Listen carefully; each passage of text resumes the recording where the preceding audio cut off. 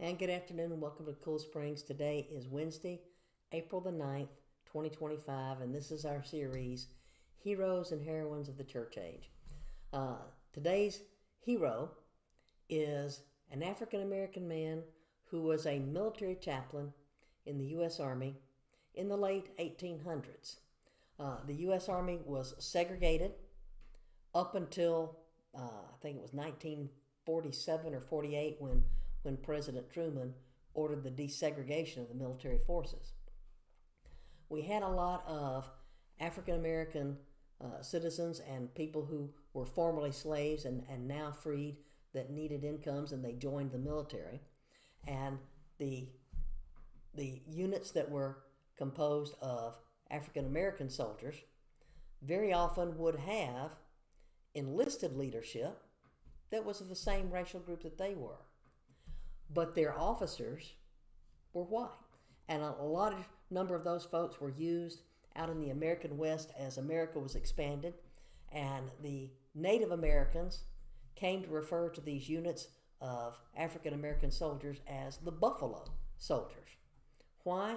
Because of the texture of the soldiers' hair. It reminded them of the texture that they had seen on the plains with the buffalo that roamed the area. So it was the Native Americans who gave the nickname Buffalo Soldiers to these folks.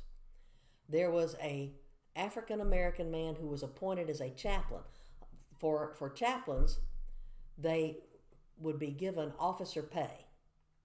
But throughout the 1800s, instead of wearing a rank that indicated like lieutenant or captain or major, lieutenant colonel, any of the military ranks, the chaplains would wear a shepherd's crook. That changed, and now chaplains will wear either a cross or tablets if they're Jewish, or a crescent if they're Muslim, or various other emblems for other faith groups on one side of their collar, and they'll wear rank insignia on the other collar. I kind of wish the military would go back to allowing the chaplains to use the shepherd's crook, because the focus doesn't need to be on the pay grade that they give. It's what is a chaplain called to do? A chaplain is called to be there to minister to the troops, to go through what they go through, whether it's hardships of being deployed or being out in field conditions.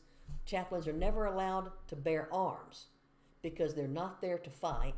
They are there to care for the souls. In fact, the chaplaincy has three basic missions: to nurture the living, care for the wounded, and honor the fallen. And so Chaplain Anderson was an African American man, and he was appointed as a chaplain, as an officer, in the late 1800s to serve in a unit. When he got to his duty station in the Midwest, because a lot of segregation was still going on and the other officers were white, Chaplain Anderson was assigned quarters with the enlisted people. And he went to the command. He was respectful. He followed the right process. But he pointed out, I'm an officer. I should be assigned quarters commensurate with my rank. And he was told in no uncertain terms that the quarters he was assigned to was where he was going to stay, whether he liked it or not. It was being disrespectful to him to assign him to the quarters for the enlisted because they weren't as good a quarters. But in the world of segregation, the white officers didn't want to have this guy as their neighbor, even though he was there to work alongside them to care for the needs of those soldiers. The time came when the unit was going to be called up to go and participate in the Spanish-American War, 1898. Anytime a military unit deploys, somebody's going to be left behind. Chaplain Anderson wanted to go with his troops when his troops were deploying because he knew they're going to go and they're going to face combat, and that's the time when they need the minister of God to be with them the most.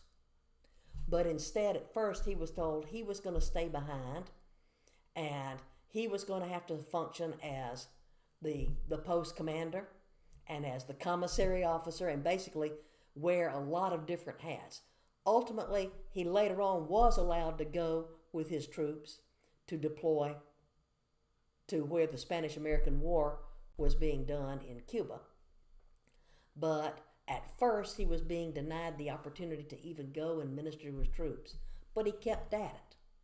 And he continued to serve faithfully, even though he was being discriminated against in his everyday life as a member of the Army.